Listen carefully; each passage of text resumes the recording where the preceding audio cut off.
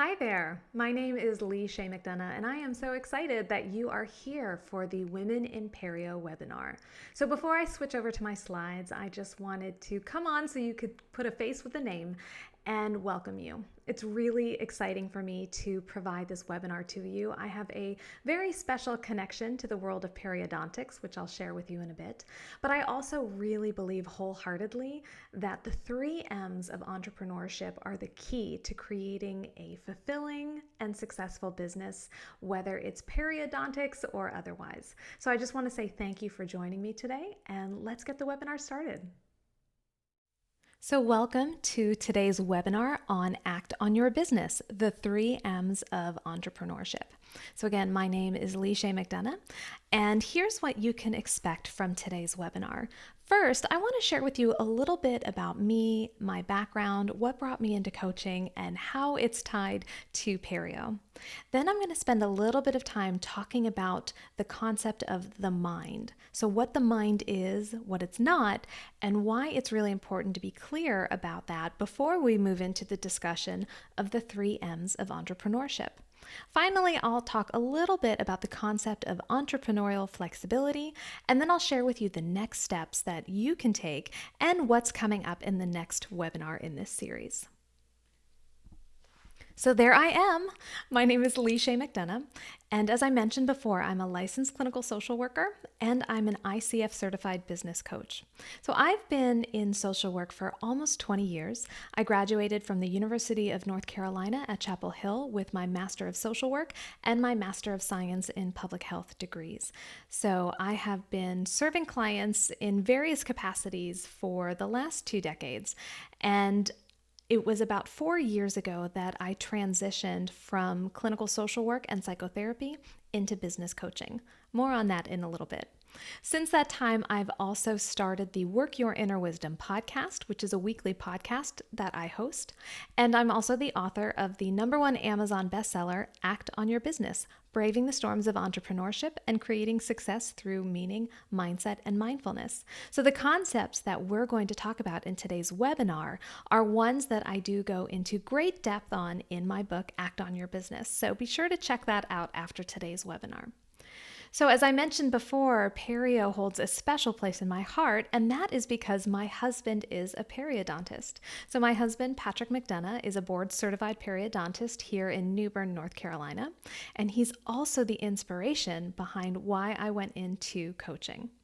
Together, we have 2 tweenage boys, and just so you know, I am a die-hard podcast geek.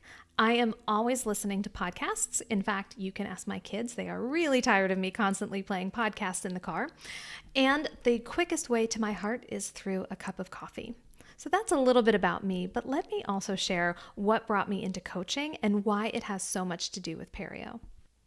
So my husband spent the majority of his career serving in the United States Air Force. So he completed his dental school training at UNC Chapel Hill. He went on to do his perio residency with the Air Force at Wilford Hall and spent almost a decade working as a periodontist for the Air Force. It was in 2015 when we realized it was probably time for him to make the transition out of military service and into civilian life. So we moved from Germany, where we had been stationed for 4 years, back to the United States, and we settled in New Bern, North Carolina. There was a wonderful opportunity in New Bern for us, and so in the winter of 2016, Patrick purchased the Carolina Center for Dental Implants and Periodontics. So I'm going to brag on my husband a little bit, and if you all see him at any future AAP meetings, you can let him know I did so. He is such a gifted clinician. The way he is able to provide comprehensive care for his patients is just extraordinary. He makes them feel so comfortable, so heard and respected, and he's able to pair that with a really strong clinical ability. I mean, his surgical skills are just like top notch. So he is a tremendous periodontist, such a gifted clinician, and it's really inspiring to watch him. Now, as many of you know, when you go through dental school and when you go through your perio residency, they don't talk a whole lot about the business of perio. Their emphasis is on training and education from a clinical perspective. So when you graduate, you know how to be a dentist, you know how to be a periodontist, but you do not necessarily know how to run a perio practice.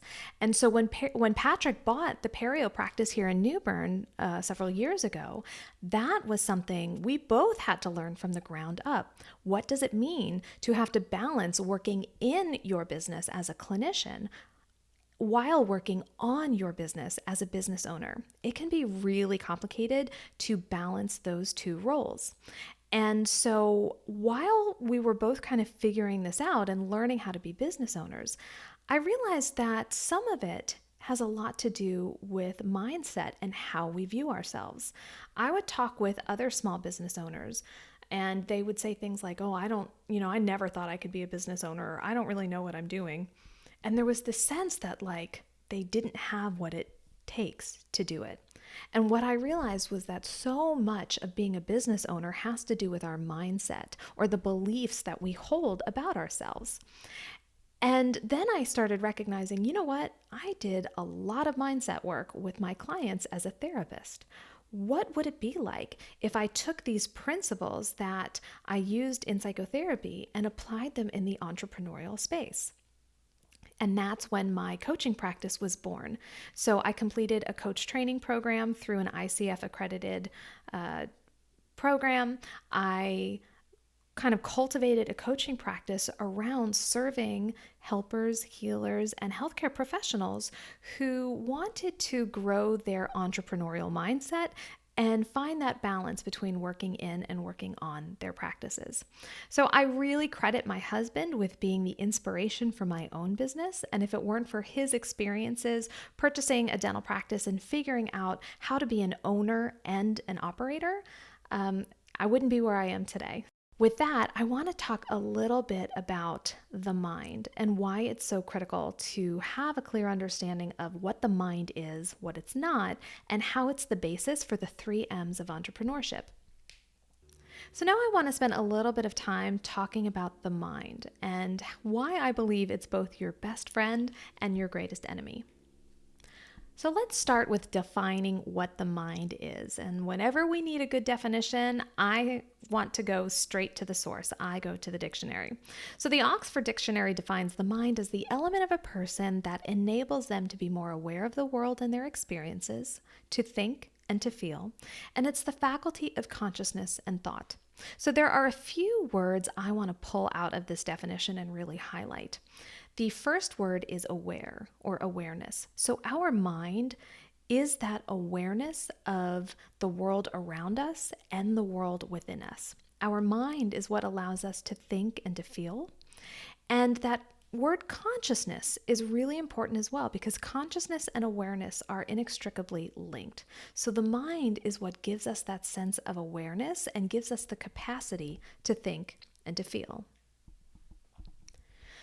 So to get even more specific, when I'm talking about your mind, I am really talking about your innermost experiences. So these are the things that other people are not necessarily privy to or that they wouldn't know if you didn't tell them. So for example, the thoughts that you have, the emotions you experience, the sensations that you're feeling in your body, all of these things are private internal experiences that we are aware of, but other people just looking at us may not be. And so those are our innermost experiences and they are generated by the mind. And as I mentioned before, the mind also includes our consciousness or our awareness of those experiences. And then, just because I'm a daughter of an English major, I had to pull in another dictionary definition. I won't read the whole one to you, but Merriam-Webster's dictionary includes a part of the mind as being about adaptive mental ability. And I think that phrase adaptive mental ability is very important to remember because what it means is that we have the power to adapt.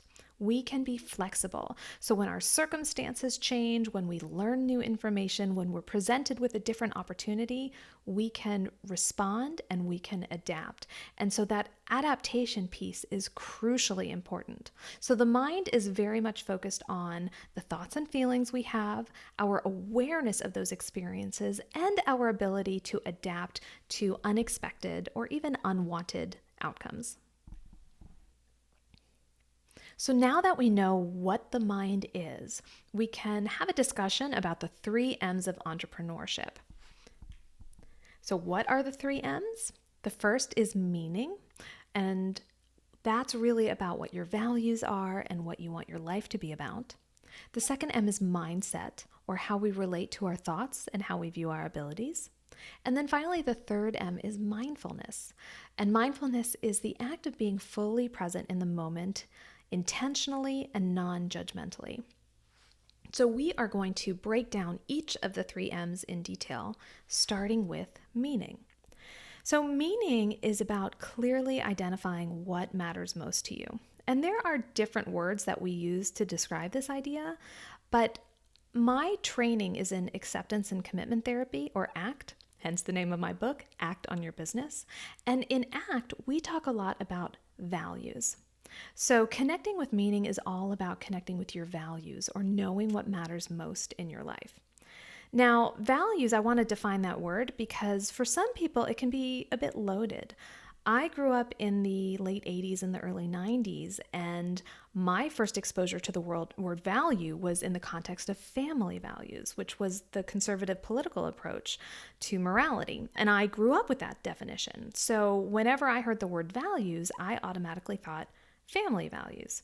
It wasn't until, quite honestly, I got deeper into my training in ACT that I realized that values aren't necessarily about morals or morality. Values in this context are simply what you want to build your life around, what matters most to you, and what gives you a sense of purpose. So when we live a life of meaning, we are living in full alignment with our values. Now, first and foremost, you need to know what your values are.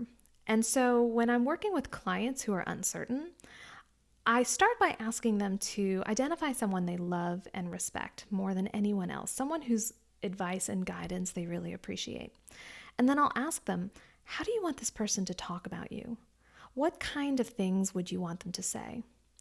And so when my clients respond to those questions, it helps them clarify what really matters to them.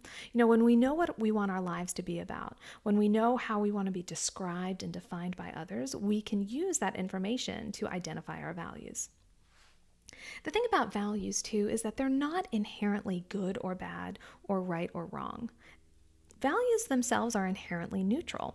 It's the actions that we take as a result of our values that perhaps we could classify as good or bad or as right or wrong. So values are simply what we want our lives to be about. Then we can take action that's in alignment with them. So whereas some people may value service, others may place a high priority on freedom, still others may value love, others may put security. All of these are perfectly appropriate values. And it's not that one is better than or more right than another. It's really based on what matters most to that person. So once you know what your values are, you have a measuring stick for every action that you take in your life. So, for example, my core values are service, connection, presence, and love. And so when I make decisions in my business or in my life, I ask myself if the result of my decision will be consistent with those values. So am I anchoring my decision and my subsequent actions in my values? And what I've noticed is that when I am feeling particularly anxious or sad or stressed, that's often the first indication that I am living out of alignment with my values. So something is pulling me away from what matters most in my life. And when I feel that way, it's time for me to step back and ask myself, okay, so what's really going on here? Why am I feeling distracted or anxious? What's causing this misalignment? And so once I recognize that, then I can identify just a small step, just one basic step that I can take to realign myself with what really matters. So, everything that I've just described, full disclosure, it's not always easy, especially when we experience a values clash. So, a values clash happens when two or more values are competing with each other. So, in my book, Act on Your Business, I use an example, and it's one that I very recently re experienced. It was the clash between my values of service and love. So, service being dedication to my business and to my clients, and love being my commitment to my family. So, during the school year, I get a lot of my business done and I see my clients during the school day. And then when 3 p.m. hits, I switch into mom mode, or these days it's more like chauffeur mode. I pick up the kids from school, we get homework done, I shuttle them to their sports practices, we make dinner, and so on. But in the summer, things get a little wonky. The kids are out of school, and then I try to balance between serving my clients powerfully and also being present for my kids and showing them that I'm there and I love them. And it's really hard. Every summer, I struggle to find a schedule that allows me to serve my clients and support my kids. For me, that is a value clash between service and love. And again, there's nothing wrong with either value. Both are really important to me, but sometimes it's hard to reconcile the two. And so I know every summer I am going to face that clash. So when I approach my decision making, I have to decide if there's a way I can honor both of those values. So I might not be able to have them both at the same time, but for example, maybe I limit my client work to the mornings and then afternoon is family time. Or maybe I have a full day devoted to working in my business and then the next day is a family day. I'm still working it out, and that's that adaptive piece that we talked about. Our minds, my mind, is able to allow me to be flexible and adaptive. And again, as my kids get older, they'll probably need different things from me. And so it's going to be another balancing act. So this particular stress doesn't come from being out of alignment with my values so much as it comes from a values clash. And so then I need to figure out how to navigate that clash and come up with a solution that allows me to honor both values. So if you are feeling any sort of stress or tension or anxiety in your life, I would encourage you to ask yourself two questions. The first is, am I living in alignment with my values? And if the answer is no, then you may have found the cause of your stress. And if the answer is yes, then you need to ask yourself, am I experiencing a values clash? So that's one way that meaning can inform the actions that we take in our life and give us a little bit of insight into how we're showing up in the world. So now let's talk a little bit about the second M, which is mindset. So the concept of mindset, I'll be honest, it's a bit of a buzzword these days. It's gained a lot of popularity over the last decade, in large part because of a book by the same name by Dr. Carol Dweck. And in her book, Dr. Dweck defines mindset as how we view our skills, our abilities, and our talents. So if we believe we're born with everything we will ever have and that there's no changing it, then we have a fixed mindset. But if we believe we can grow and cultivate our skills and our abilities, then we have a growth mindset. And so when I think about how Dr. Dweck has framed this, I like to think of mindset as being on a spectrum. And so in some areas of our life, we might feel more fixed or more stuck. And in other areas, perhaps we see more opportunity for growth and change. So I really like Dr. Dweck's framework. I think it's a very valuable way to initially look at our mindset, but I want to expand it a bit. I want to build on this definition and define mindset as how we relate to our internal experiences. So again, remember, those internal experiences are thoughts, feelings, sensations, everything that's happening within us that someone else might not be aware of. Mindset for me is very much about our relationship with those internal experiences. So how do we relate to our thoughts and our emotions? So I want to suggest that you are not your thoughts. Now, for some of you, this may be like, okay, that's cool. And others might be saying to yourself, I'm not sure I follow. So here's the thing. I recognize that I'm asking you to view your thoughts and feelings as something separate from you. And that's difficult because our thoughts and feelings are personal and they feel like they are like 100% part of us. But my argument is that your thoughts and feelings are a part of you, but they are not all of you. Just like your hand is a part of you or your leg is a part of you, but it's not all of you. The same thing is true of your mind, your thoughts, and your emotions. So when we start to view our thoughts and emotions as something separate from us, as something distinct, then we can create space between our self-concept and our identity and our thoughts and our feelings.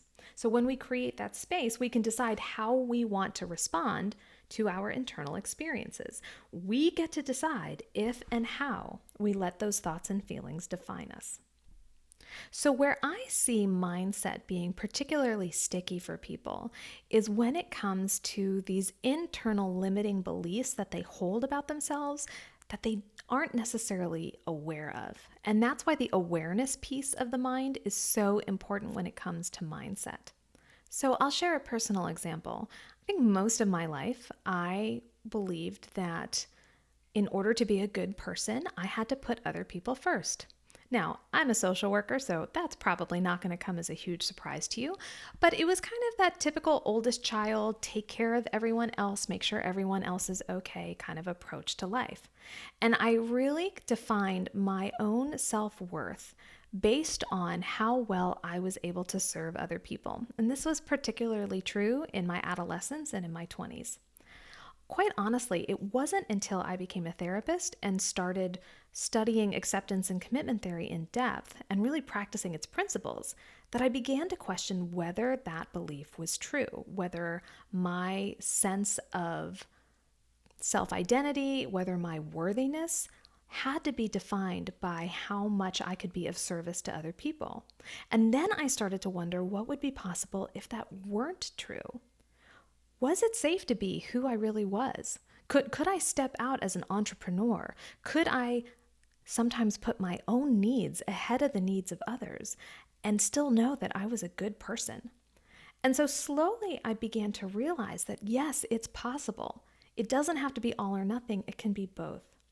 And by stepping forth and owning my power, it doesn't negate the power of others. And that was a really powerful moment for me when I realized that I had been living my entire life thinking I always had to put other people first, and that's what gave me a sense of self-worth. But that there were other ways to approach this, and that continues to evolve in my professional life as a coach and in my personal life as well. So, by recognizing my own limiting beliefs and seeing the thoughts that my mind was churning out, I was then able to create some space and decide whether that belief was true or whether I wanted to move forward in a different direction. So that's why this second M of mindset is so important.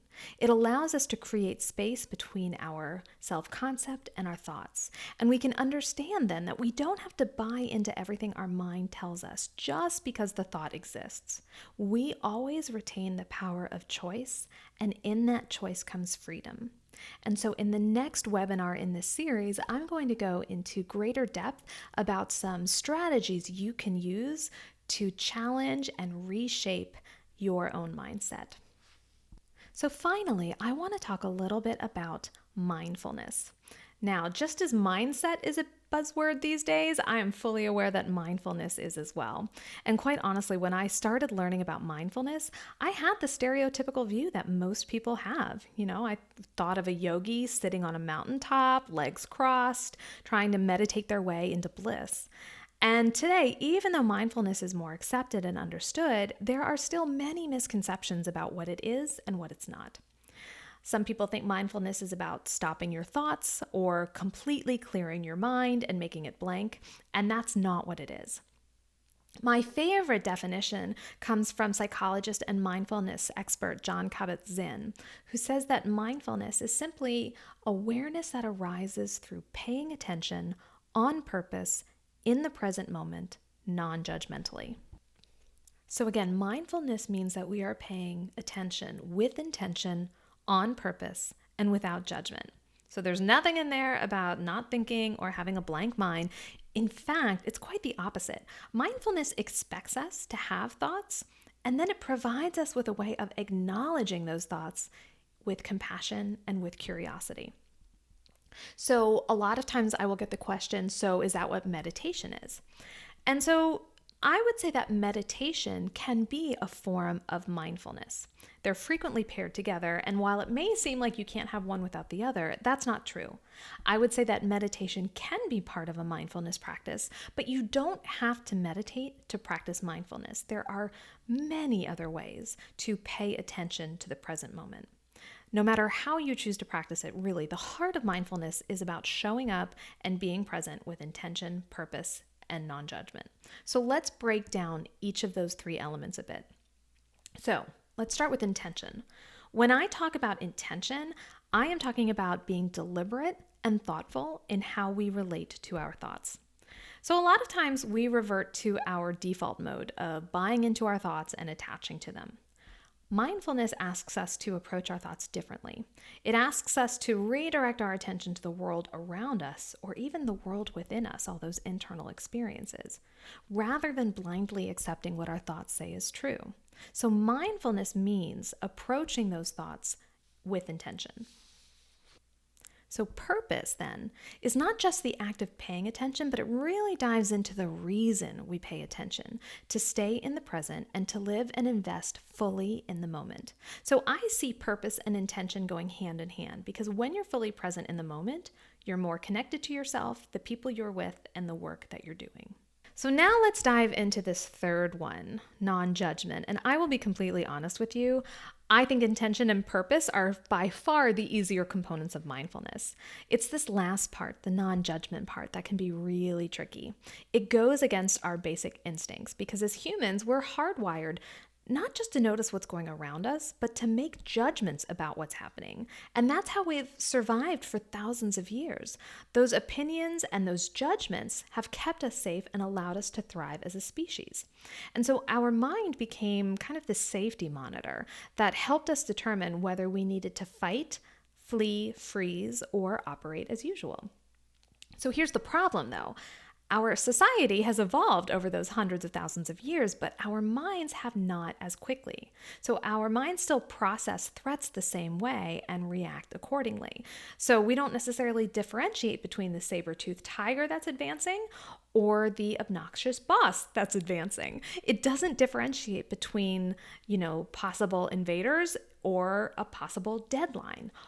Our mind views all of it as a threat that needs to be mitigated. And so our minds are always on, forming judgments, even when we're perfectly safe, because it's our default mode. And a lot of times we don't even realize we're doing it. We see someone or we see something and we automatically size it up and we make judgments about it. In many ways, our mind is just this judgment factory, constantly turning observations into judgments, churning them out day in and day out. And that's not just reserved for the external either, the things that we observe in our external world. The mind applies this process to our internal world as well.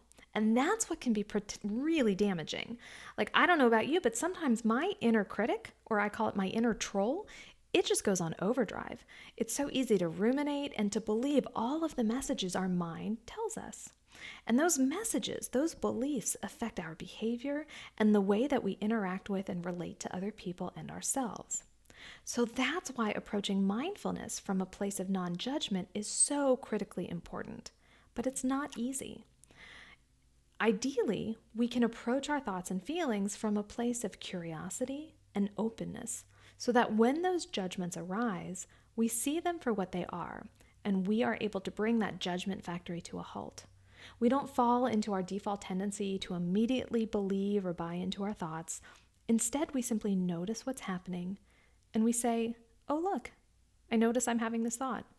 No judgment, no meaning, just noticing. And so this is one of those things that is simple but not easy, because again, we are going against the mind's default tendency to judge, and that can feel really uncomfortable. And that's why a lot of times you'll hear it described as a mindfulness practice, because it does take practice. It does take time to approach our thoughts with openness and curiosity. But when we are able to do that, it completely revolutionizes the way we show up in our business, with our families, and in our lives. So, as I move into the next section where I talk about entrepreneurial flexibility, I want to suggest that each of these three M's are not separate and distinct from each other, but instead they work with each other and in harmony with each other. So, for example, when we practice mindfulness, when we bring our full attention to the present moment with purpose and an intention and while removing judgment, we anchor ourselves in the here and now. When we do that, we can connect to meaning or those values and what matters most to us. From there, we can also observe our mindset, so our thoughts and our emotions, and we can recognize that we don't have to believe everything our mind is telling us. So from that place of mindfulness, we can then take grounded, aligned action. So while we can practice the 3Ms separately, they really work together to support and enhance each other. And that is at the foundation of entrepreneurial flexibility. So entrepreneurial flexibility is inspired by the concept of psychological flexibility. And this is really the central component of acceptance and commitment therapy. So Russ Harris, who is a psychologist and author of the book Act Made Simple, defines psychological flexibility as the ability to be in the present moment with full awareness and openness to our experience and to take action guided by our values. So that should all sound very familiar because essentially that is the 3Ms. We talk about present moment awareness, so that is the mindfulness component. And we talk about taking action guided by our values, and so there's meaning.